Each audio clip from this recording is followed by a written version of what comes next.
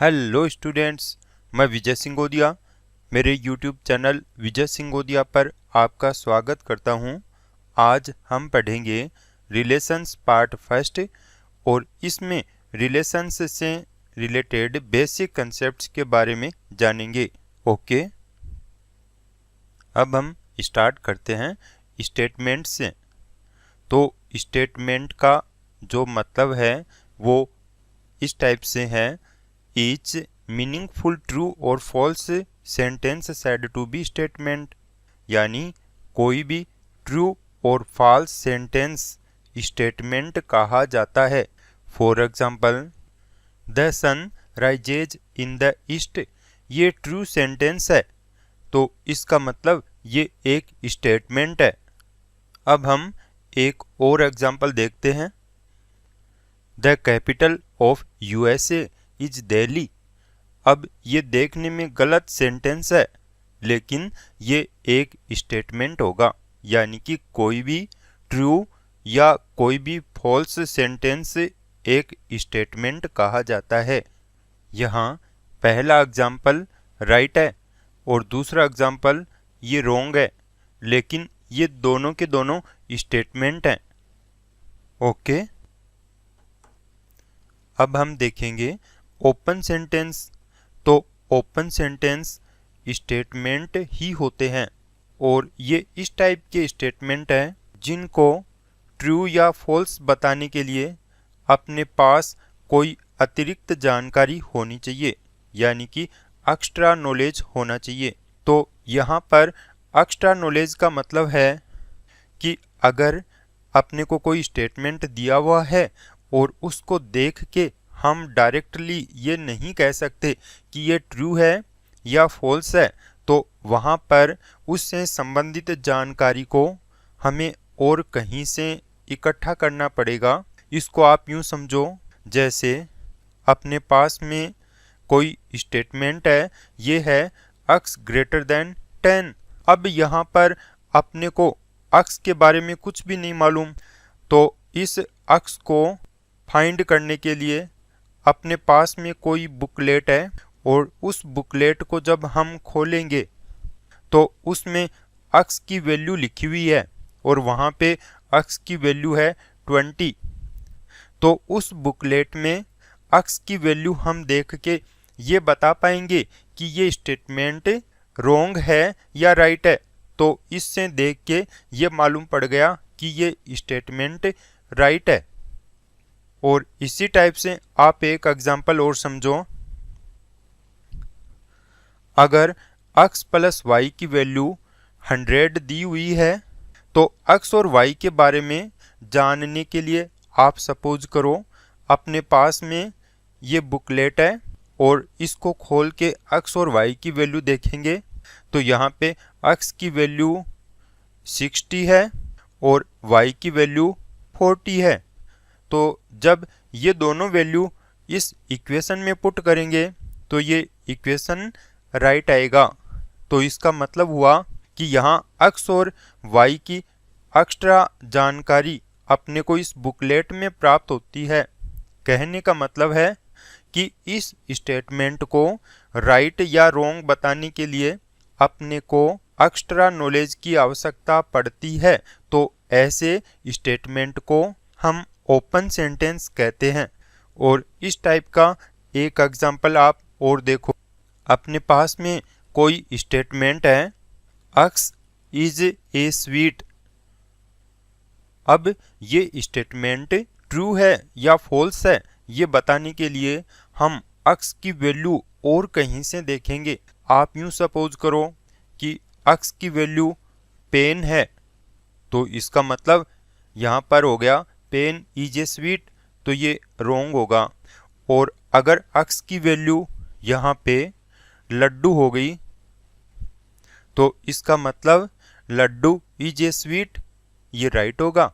Okay, अब बच्चों देखो, आपने यहाँ पर जो पहला एग्जाम्पल लिया इसमें केवल एक ही वेरिएबल है x और दूसरे एग्जाम्पल में दो वेरिएबल है, एक तो x है एक y है, और तीसरे एग्जाम्पल में इसमें भी एक ही वेरिएबल है। तो इसका मतलब यहाँ पर ओपन सेंटेंस दो वेरिएबल के हुए, एक तो ऐसा ओपन सेंटेंस जिसमें केवल एक ही वेरिएबल हो, तो इस टाइप के ओपन सेंटेंस को हम पी अक्स से डिनोट करते हैं। यानी कि पी अक्स का मतलब हो गया open sentence of one variable, और दो वेरिएबल का ओपन सेंटेंस होगा उसको हम डिनोट करते हैं पी अक्स कोमा वाई से। तो ये हो गया open sentence of two variable. अब हम समझेंगे ऑर्डर्ड पेयर। तो इसे समझने के लिए हम कोई नॉर्मल सेट लेते हैं। नॉर्मल सेट का मतलब कि जिस टाइप के सेट आप पहले पढ़ चुके हो। फॉर एग्जांपल यहाँ पर कोई सेट ए है और इस सेट में A comma B comma C comma D ये चार एलिमेंट हैं, और इस सेट को मैं यूं भी लिख सकता हूँ सी कोमा डी कोमा ए कोमा बी। इसका मतलब हुआ कि अगर आप किसी सेट में उसके एलिमेंट का ऑर्डर चेंज करोगे तो उस सेट की वैल्यू में कोई भी परिवर्तन नहीं होगा, यानी कि पहले जो सेट है वो ही बाद में भी रहेगा। और इसके बाद में हम एक अलग टाइप का सेट पढ़ेंगे, इसको कहेंगे ऑर्डर्ड सेट। ऑर्डर्ड सेट का मतलब हो गया कि अगर हम ए की value A comma B comma C comma D ये लें, अगर इसका ऑर्डर चेंज करें यानी कि इसके एलिमेंट का ऑर्डर अगर हम चेंज करते हैं तो ये दोनों वैल्यू इक्वल नहीं होंगी, यानी पहले वाला सेट और दूसरे वाला सेट दोनों अलग अलग होंगे। तो इस टाइप के सेट को हम कहते हैं ऑर्डर्ड सेट। और अब हम लेंगे ordered set of two elements. तो देखो, अगर मैं दो एलिमेंट का कोई ऑर्डर्ड सेट लेता हूं तो इसको यूं लिखेंगे, लेकिन इसका जो लिखने का तरीका है वो छोटे ब्रैकेट में इसको हम लिखेंगे ए कोमा बी। तो इसका मतलब ये हुआ A comma B is not equal to होगा बी कोमा ए के। और साथ ही आपको ये भी याद रखना है कि दो एलिमेंट के ऑर्डर्ड सेट को ही हम ऑर्डर्ड पेयर भी कहते हैं। तो ordered set of two elements या ऑर्डर्ड पेयर दोनों एक ही बात हैं। तो ए कोमा बी का ordered pair is not equal होगा बी कोमा ए, और इसी टाइप से 2 कोमा 3 इसका ordered pair is not equal है 3 कोमा 2 के। और इसी टाइप से 10 कोमा 100 इसका ordered pair is not equal है 100 कोमा 10 के। ऑर्डर्ड पेयर को मैं एक बार फिर से रिपीट करके बताता हूँ कि नॉर्मल सेट में आप उसके एलिमेंट्स का ऑर्डर चेंज करोगे तो उसमें कोई भी चेंजमेंट नहीं होगा, जबकि ऑर्डर्ड सेट में उसके एलिमेंट को चेंज करने पर सेट बदल जाएगा। और ऐसा ऑर्डर्ड सेट जिसमें केवल दो ही एलिमेंट हों उसको हम कहेंगे ऑर्डर्ड पेयर, यानी कि ordered pair is a set of 2 elements. Okay, हमें ये पहले से कह रखा है if ordered pair of A B equal to है ordered pair of C D. तो ये तभी पॉसिबल होगा जब ए की वैल्यू सी के इक्वल होगी और बी की वैल्यू डी के इक्वल होगी, यानी कि ये दोनों तभी इक्वल होंगे जब इनके कोरेस्पॉन्डिंग एलिमेंट आपस में इक्वल होंगे, और ये तभी इक्वल लिखे जाएंगे। एक एग्जांपल देखो, x कोमा y का ऑर्डर्ड पेयर इक्वल है 2 कोमा 3 का ऑर्डर्ड पेयर। तो यहाँ पर अपने को x और y की वैल्यू बतानी है, तो x की वैल्यू तो आ गई 2 और y की वैल्यू आ गई 3। इसी टाइप से एक एग्जांपल हम और देखते हैं, x minus y comma x plus y equal to 1 comma 3। तो x और y की वैल्यू बतानी है। अब आप देखो कि ये दोनों ऑर्डर्ड पेयर हैं और दोनों इक्वल हैं, तो इसका मतलब इनके जो कोरेस्पॉन्डिंग एलिमेंट्स हैं वो भी आपस में एक समान होंगे। तो जब इनको कंपेयर करेंगे तो x माइनस वाई की वैल्यू 1 होगी, x प्लस वाई की वैल्यू 3 होगी। और अब इन दोनों इक्वेशंस को सोल्व करेंगे, दोनों को जब ऐड करेंगे तो 2x इक्वल आएगा 4k और x इक्वल आएगा 2। और अब फर्स्ट वाली इक्वेशन में आप x की जगह 2 पुट करो तो ये बनेगा 2 माइनस वाई इक्वल टू 1। तो y की वैल्यू 2 माइनस 1 यानी कि y इक्वल आ गया 1 के। तो x आ गया 2 और y आ गया 1। ओके। अब देखिए Cartesian product of two sets, तो इसको आप यूं समझो, if a and b are two sets तो a क्रॉस b, इसको हम कहेंगे Cartesian product of a and b। और ये इक्वल होगा ordered pair of a comma b such that a belong करता है कैपिटल A को और B बिलोंग करता है कैपिटल B को। मतलब A तो कैपिटल A का एलिमेंट है और B ये कैपिटल B का एलिमेंट है, तो इनका ऑर्डर्ड पेयर ये A क्रॉस B में होगा। अब बच्चों इसको हम एक एग्जांपल से समझते हैं। A की वैल्यू ये इक्वल है A1 कोमा A2 के और कैपिटल B इसकी वैल्यू इक्वल है B1 coma B2 coma B3 के। यानी A में 2 एलिमेंट हैं, B में 3 एलिमेंट हैं। तो यहाँ पर हम लिखेंगे A cross B equal to. अब देखो यहाँ पर A क्रॉस B लिखने के लिए पहले तो ऑर्डर्ड पेयर आएगा A1 कोमा B1 का, बाद में A1 कोमा B2 का, बाद में A1 comma B3, A2 comma B1, A2 comma B2, A2 comma B3। यानी A क्रॉस B इक्वल आएगा A1 कोमा B1 और A1 comma B2, A1 comma B3, A2 comma B1, A2 comma B2, A2 comma B3। और B cross A ये equal आएगा B1 coma A1, B1 coma A2, बाद में आएगा B2 coma A1, B2 coma A2, बाद में आएगा B3 coma A1, B3 coma A2। Okay. अब इन दोनों को आप ध्यान से देखो कि A1 coma B1 is not equal होगा B1 कोमा A1 के, क्योंकि ये हम पहले पढ़ चुके हैं कि जो ऑर्डर्ड पेयर है वो कॉम्यूटेटिव नहीं होंगे। यानी कि जब आप उनके एलिमेंट्स को आपस में इंटरचेंज करोगे तो दोनों इक्वल नहीं होंगे। तो A1 B2 ये नॉट इक्वल होगा B2 A1 के। और इसी टाइप से बाकी के एलिमेंट्स के लिए भी आप कह सकते हो। तो इसका मतलब हुआ A cross B is not equal होगा B क्रॉस A के। अब हम कार्टेशियन प्रोडक्ट के कुछ कंसेप्ट बनाते हैं।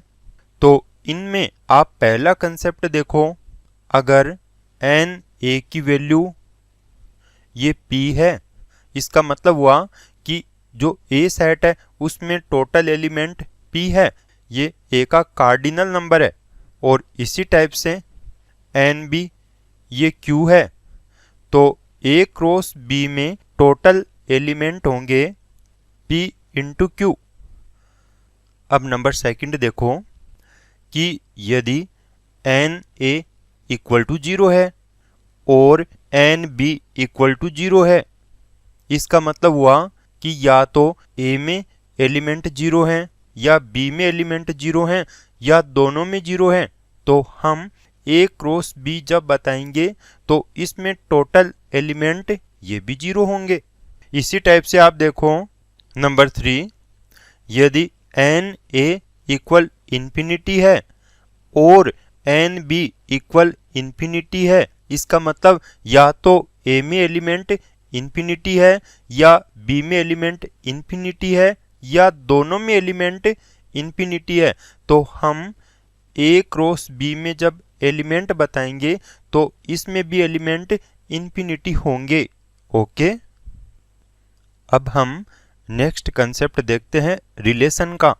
तो रिलेशन को समझने का ये टेक्निकल डेफिनेशन है और इसको आप यूं समझो, अगर अपने पास में कोई दो सेट है, पहला सेट कैपिटल ए और दूसरा सेट ये कैपिटल बी, और यहाँ पर जो पहला सेट है इसके एलिमेंट्स को हम x से डिनोट करेंगे और दूसरे सेट के एलिमेंट को y से डिनोट करेंगे।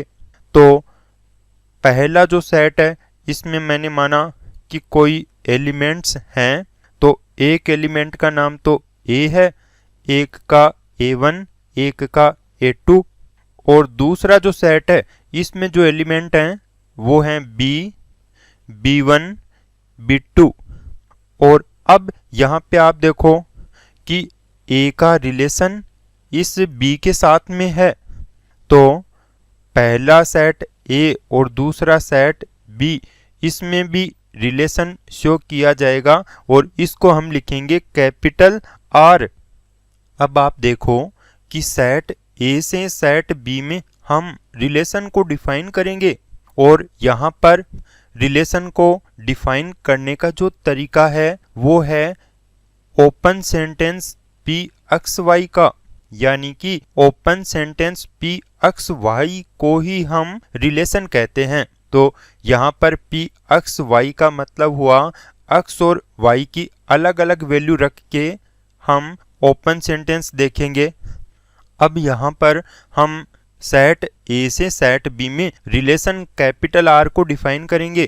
तो यहाँ रिलेशन का मतलब हो गया ओपन सेंटेंस P(x,y), यानी कि हम यूं लिखेंगे P A, B। इसका मतलब हुआ कि ये कोई ओपन सेंटेंस है P A, B। यहाँ A का रिलेशन B के साथ है, तो इसका मतलब हो गया कि ये ट्रू है। तो P A B जब ट्रू होगा तो इसका मतलब है A का रिलेशन B के साथ होगा, और इसी बात को हम यूं कहेंगे कि A, B जो ऑर्डर्ड पेयर है ये रिलेशन कैपिटल R के सेट में होगा, यानी A, B बिलोंग करेगा R को। और इसी के साथ आप ये भी समझ गए होंगे कि कोई भी रिलेशन का सेट ऑर्डर्ड पेयर का सेट होता है, और इसी बात को हम अभी थोड़ी देर में जानेंगे।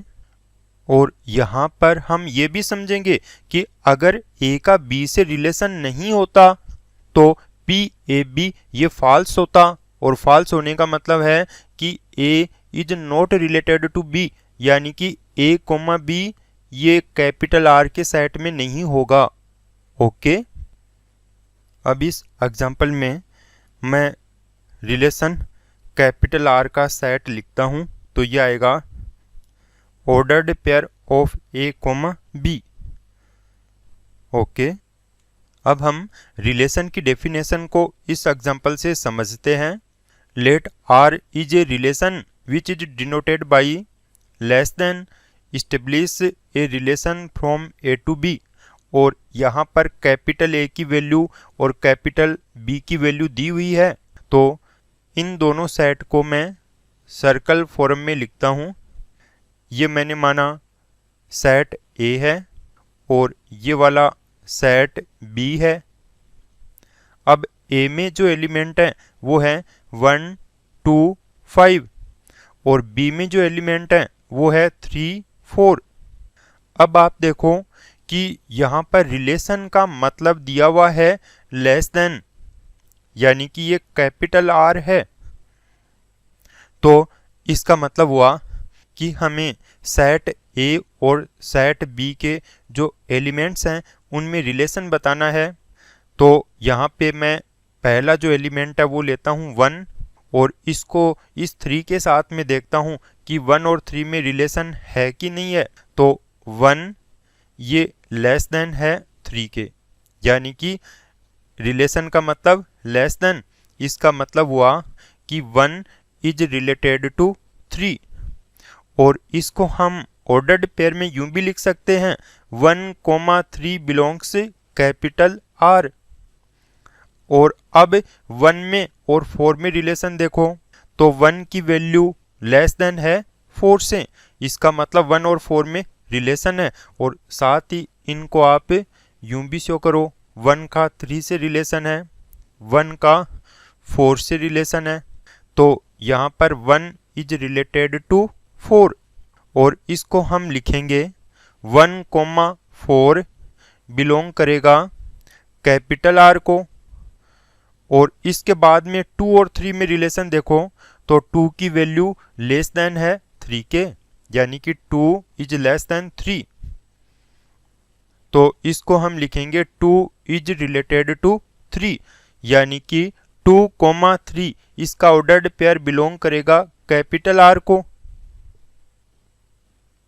अब 2 और 4 में तो यहाँ पर 2 लेस देन 4 है, यानी कि ये ट्रू है, तो इसका मतलब हो गया 2 इज रिलेटेड टू 4। और इसका मतलब हो गया 2,4 का ऑर्डर्ड पेयर ये बिलोंग करेगा कैपिटल आर को, यानी कि 2 में और 4 में भी रिलेशन होगा। बाद में 5 और 3 इनमें रिलेशन नहीं होगा, क्योंकि 5 लेस देन नहीं होगा 3 के। तो अगर हम यूं लिखेंगे 5 लेस देन 3 तो ये गलत स्टेटमेंट हो गया। और इसके बाद में 5 लेस देन 4 ये भी गलत स्टेटमेंट हो गया। तो 5 में और 3 में, 5 में और 4 में इनमें कोई भी रिलेशन नहीं होगा। कैपिटल आर का मतलब है सेट ए से सेट बी में रिलेशन। तो यहाँ पर कैपिटल आर की वैल्यू लिखेंगे, कैपिटल आर इक्वल टू होगा, ये एक सेट होगा। और आप देखो कैपिटल आर में ये वाले ऑर्डर्ड पेयर हैं, यानी कि एक तो आ गया 1,3, एक आ गया 1,4, एक आ गया 2,3, एक आ गया 2,4। तो ये कैपिटल आर के एलिमेंट आ गए। और एलिमेंट भी कौन से फॉर्मेट में? ऑर्डर्ड पेयर के फॉर्मेट में। तो अगर अपने को यहाँ पर कैपिटल आर में टोटल एलिमेंट पूछे तो 1, 2, 3, 4 यानी कि 4 एलिमेंट हो गए। ओके, अब हम एक स्टेटमेंट देखते हैं। Let A and B be two non-empty sets, then every subset of A cross B defines a relation from A to B and every relation from A to B is a subset of A cross B। तो इसको समझने के लिए हम यहाँ पर कोई दो सेट लेंगे। पहला सेट ये कैपिटल A है और दूसरा सेट ये कैपिटल B है।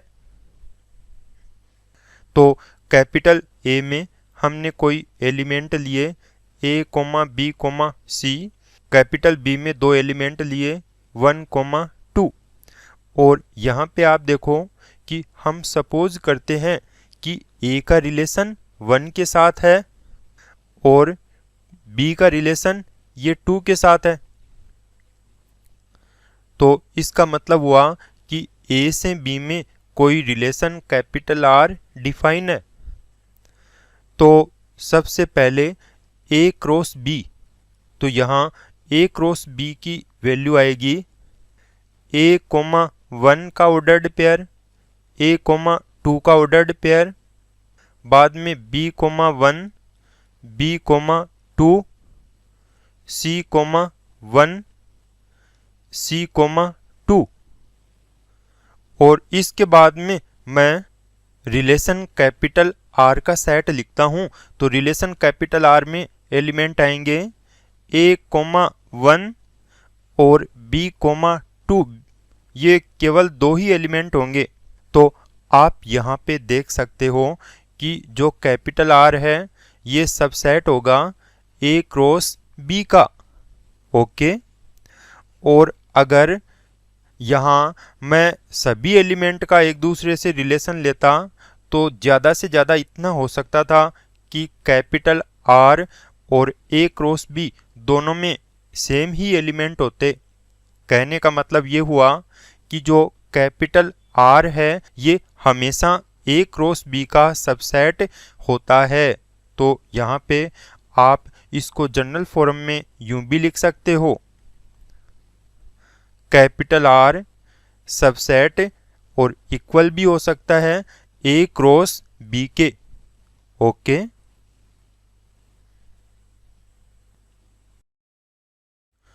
अब हम किसी सेट कैपिटल ए से कैपिटल बी में टोटल नंबर ऑफ रिलेशंस के बारे में जानेंगे। तो यदि जो ए सेट है उसमें टोटल एलिमेंट हैं स्मॉल m, और दूसरा सेट बी अगर उसमें टोटल एलिमेंट ये n है, तो total number of relations from A to B ये होंगे 2 की पावर mn, यानी कि टोटल नंबर ऑफ रिलेशंस। इसको हम लिखेंगे 2 की पावर mn। आप इसको यूं समझो, अगर अपने पास में कोई दो सेट हैं, एक तो A है और एक सेट B है, अगर A में एलिमेंट हैं A, B, C और B में एलिमेंट हैं 1, 2, तो यहाँ पर टोटल नंबर ऑफ रिलेशंस होंगे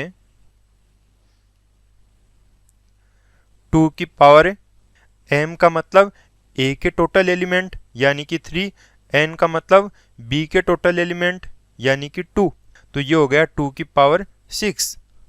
तो ये आ गए total number of elements. Okay, और इसी के साथ ये भी जानो कि 2 की पावर mn ये टोटल नंबर ऑफ रिलेशंस हैं।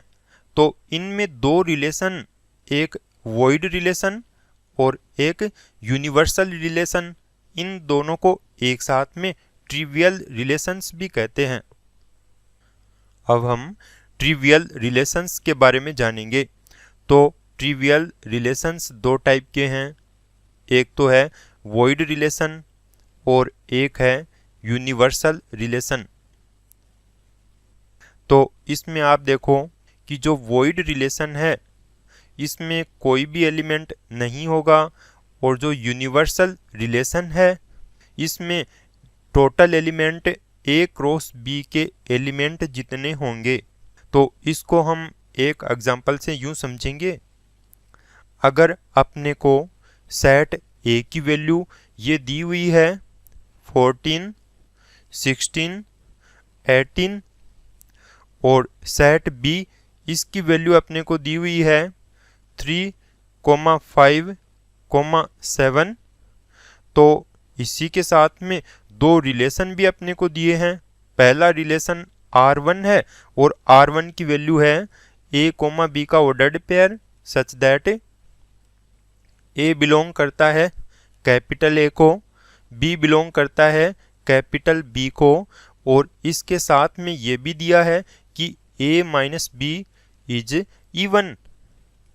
दूसरा रिलेशन कैपिटल R ये दे रखा है ordered pair of AB such that A belongs capital A, B belongs capital B, A minus B is odd। Okay, अब हम यहाँ पर R1 और R2 की वैल्यू फाइंड करते हैं। तो देखिए R1 की वैल्यू ये इक्वल आएगी। अब इसके एलिमेंट आप देखो 14 और 3 को एक साथ में लेंगे तो इनका जो डिफरेंस होगा वो होगा 11 का, लेकिन यहाँ पर 11 इवन तो नहीं है, तो इसका मतलब 14 और 3 इनको नहीं लिख सकते। उसके बाद में 14 और 5 ये भी इवन नहीं आएगा, 14 और 7 इनका डिफरेंस भी इवन नहीं होगा, 16, 3 ये भी इवन नहीं होगा, 16, 5 ये भी नहीं होगा, 16, 7 ये भी नहीं होगा। यानी कि यहाँ पर कोई भी एलिमेंट या यूं कहें कि कोई भी ऑर्डर्ड पेयर ऐसा नहीं बनेगा जिसमें A माइनस B इवन होगा। तो इसका मतलब R1 में कोई भी एलिमेंट नहीं होगा, तो R1 को आप फाई कह सकते हो। तो ये वॉइड रिलेशन आ गया। और इसी टाइप से R2 की वैल्यू हम देखेंगे तो R2 इक्वल आएगा 14, 3, 14, 5, 14, 7, 16,3, 16,5, 16,7 और इसके बाद में आएगा 18,3, 18,5, 18,7 यानी कि जितने एलिमेंट ए क्रॉस बी में हैं उतने R2 में आ गए। तो इसका मतलब यहाँ पर ये R2 यूनिवर्सल रिलेशन हो गया। ओके, अब हम रिलेशन के डोमेन और रेंज के बारे में जानेंगे। तो इसे आप यूं समझो, अपने पास में दो सेट हैं। पहला सेट कैपिटल ए है और दूसरा सेट ये कैपिटल बी है। तो सेट ए में हमने माना कि कोई तीन एलिमेंट हैं, A1, A2, A3 और बी में हमने माना B1, B2, B3 ये एलिमेंट हैं। और सेट ए के जो एलिमेंट हैं उनको जनरल फॉर्म में हम स्मॉल ए से डिनोट करते हैं और बी में जो एलिमेंट हैं उनको हम लिख देते हैं स्मॉल बी। यानी कि कैपिटल ए के एलिमेंट्स को स्मॉल ए रिप्रेजेंट करता है और इसी प्रकार से कैपिटल बी के एलिमेंट्स को स्मॉल बी रिप्रेजेंट करता है। तो यहाँ हम सपोज करते हैं A1 का रिलेशन B1 के साथ है, यानी कि A1 की इमेज B1 है और A2 का रिलेशन B2 के साथ है। तो A का B में रिलेशन कैपिटल R हो गया। अब देखो यहाँ पर कैपिटल R का जो सेट आएगा, यानी कि रिलेशन कैपिटल R का सेट होगा ordered pair of A1, B1 बाद में ordered pair of A2, B2 और इसी के साथ में हम इसका डोमेन देखेंगे। तो यहाँ पर डोमेन A1 और A2 का सेट होगा, यानी कि ये होगा A1, A2 और उसके बाद में कोडोमेन देखेंगे। तो कोडोमेन यहाँ पे आएगा पूरा का पूरा सेट B, यानी कि इसमें B1 भी आ गया, B2 भी आ गया, B3 भी आ गया। इसको हम कहेंगे सेट B। और इसके बाद में रेंज, तो यहाँ पर रेंज होगी B1 और B2 का सेट। तो ये बन गई set of B1, B2। Okay, इसी बात को यहाँ पर जो R का सेट है उससे भी पता लगा सकते हो। यहाँ पर R के सेट में जो ऑर्डर्ड पेयर लिखे हैं इनके जो पहले एलिमेंट हैं इनका जो सेट लिखेंगे A1, A2 ये तो होगा डोमेन। और इनके जो दूसरे एलिमेंट हैं B1 और B2 तो इनका सेट लिखेंगे, ये आएगा रेंज। तो रेंज आ गई सेट ऑफ B1, B2।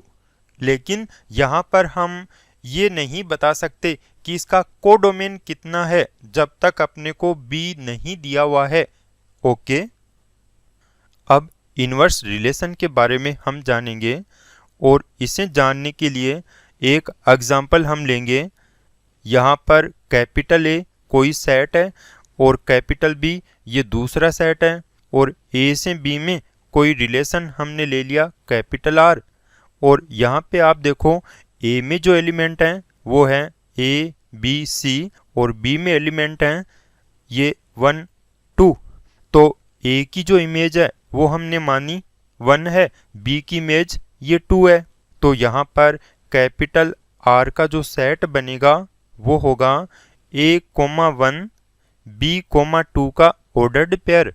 और अब इसके बाद में R इनवर्स को डिफाइन करेंगे। तो R इनवर्स ये सेट B से सेट A में डिफाइन होगा।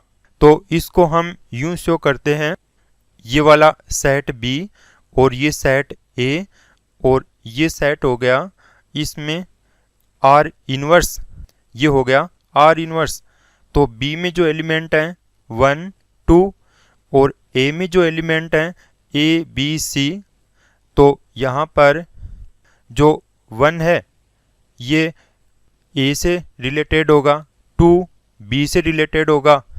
तो R इनवर्स का जो सेट बनेगा वो होगा 1 कोमा ए और 2 कोमा बी, यानी कि आर के जो एलिमेंट हैं उनके जो ऑर्डर्ड पेयर हैं उनका ऑर्डर हम चेंज करके लिखेंगे। तो A1 का बन गया 1A, B2 का बन गया 2B। ओके, यहाँ आप देख सकते हो कि जो R का डोमेन है ये A, B होगा और R इनवर्स का जो रेंज है ये भी A, B है, यानी कि डोमेन ऑफ R इक्वल होगा रेंज ऑफ R इनवर्स के। और इसी प्रकार से आप ये भी प्रूव कर सकते हो कि रेंज ऑफ R इक्वल होगा डोमेन ऑफ R इनवर्स के। ओके, अब हम एक एग्जांपल सोल्व करते हैं। यहाँ पर अपने को सेट A दिया है, सेट B दिया है और R की वैल्यू भी दी हुई है, तो R इनवर्स पूछा है। तो यहाँ पर आप सीधे ही बता सकते हो कि R इनवर्स इक्वल टू होगा 1 comma A, 2 comma B, 3 comma C। Okay, तो बच्चों आज हमने रिलेशंस के बेसिक कंसेप्ट्स के बारे में जाना और इसके बाद में नए लेसन में नए कंसेप्ट के साथ वापस मिलेंगे। ओके।